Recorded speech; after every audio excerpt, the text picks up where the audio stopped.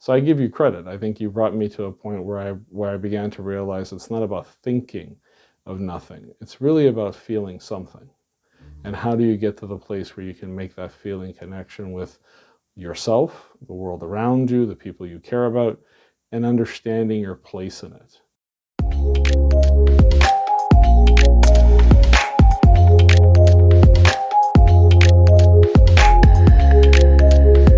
Peace and blessings.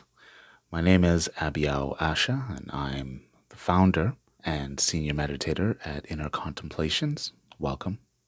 I very strongly suspect that it won't come as any surprise to you if I said to you that the most enjoyable part of being a meditation coach is the people.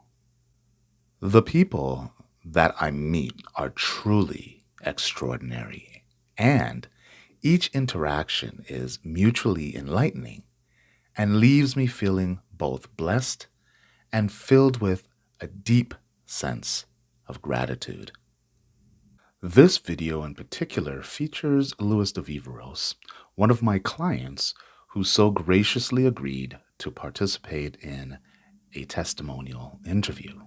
The format of the interview is conversational, so don't be surprised to hear some laughter as Luis shares his thoughts on our 3-month journey deep into mindfulness meditation. So my name is, talking to you. My name is Luis De Viveiros. I've been in Canada now for 47 years. I'm an immigrant to Canada. I came as a young boy. Grew up pretty much all my life down here in Toronto, Parkdale, and moved up to St. Clair after I got married. I've worked in various operations from retail to bakeries to now operations at the plant level. For John Vince Foods, Planters Canada. So we make a lot of all the good stuff from nuts to candies to confectionery. And I run their facilities here in Canada and a facility in the United States.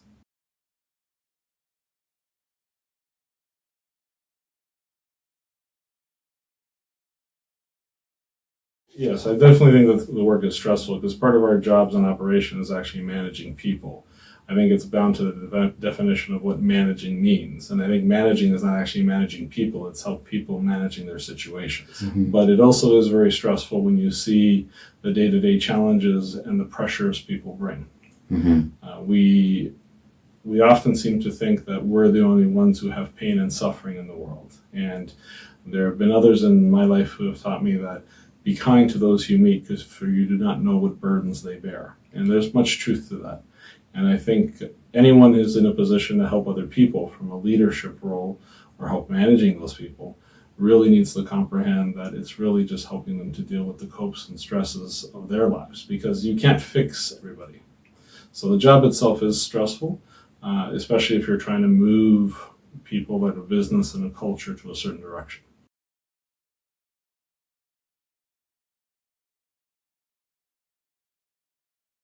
Well, I think the only thing I would add is, like in any organization, I think the manifestations of stress come manyfold.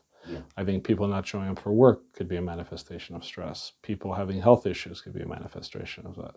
People getting into arguments and, the micromanaging, the petty things, the, arguing about where they sit in a lunchroom, all those could be manifestations of stress.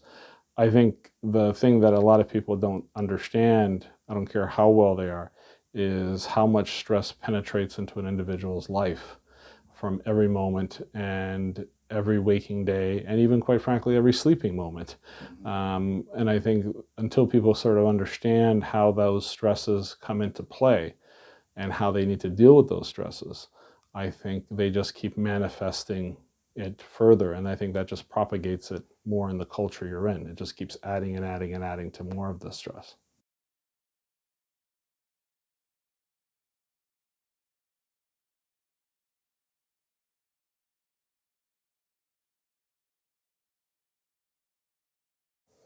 I think people feel like they feel for anything is because I think they're going into it maybe for the wrong reasons. I think their expectations of what meditation will do for them is not necessarily what it can do for them.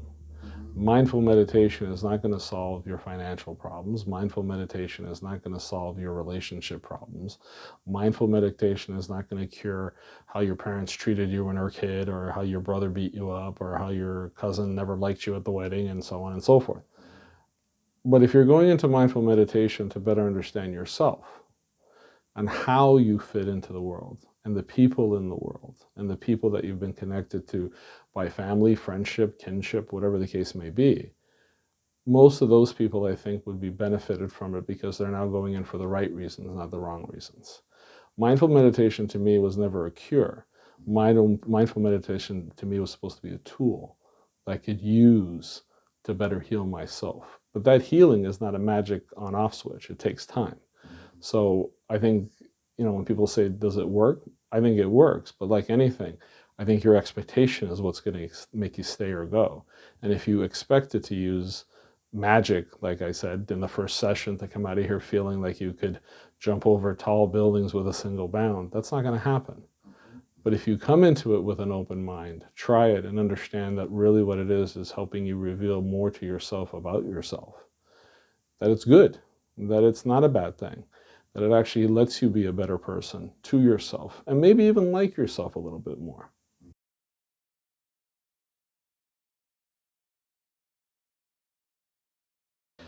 I would say, I think, like anything, if you're going to want to be better at something, coaching or mentoring is very important.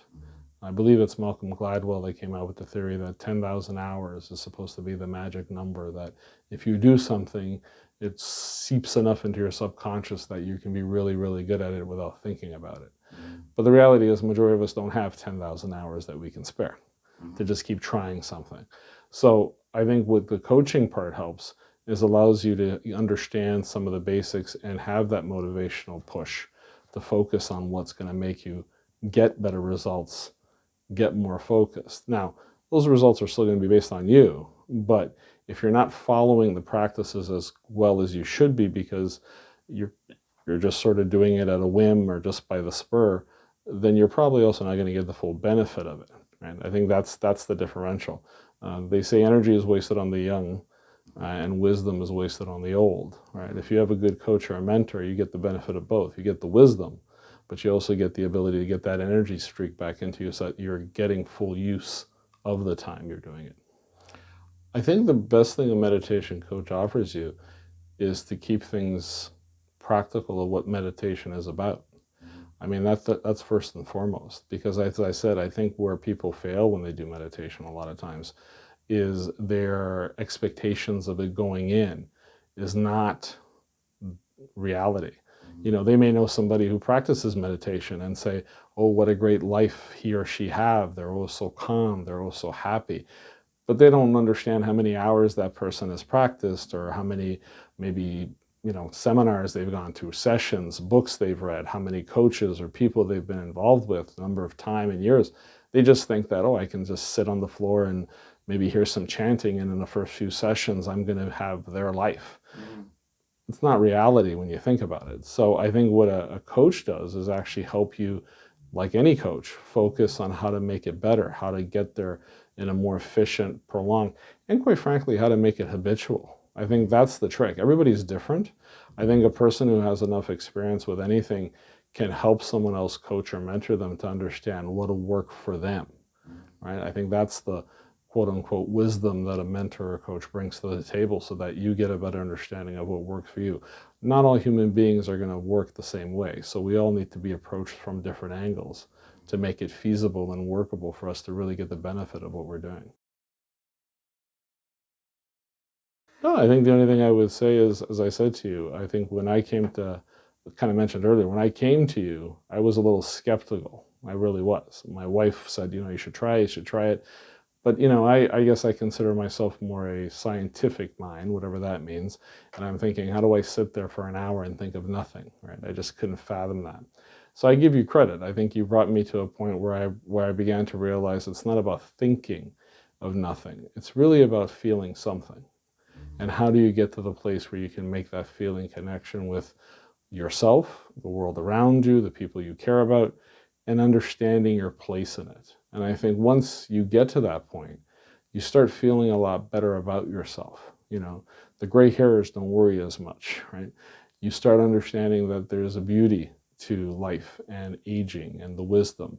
But sometimes some of us are so wrapped up, like I said, thinking about what we have to do or where we came from, that we really don't appreciate the present. And sometimes the present really is all you have. And if you don't take the time to better understand your place within it and the joy of it, it's really a shame, because that's where you really, you're doing time. You're not really living a life. So for that, I got to thank you. You really did help me on that.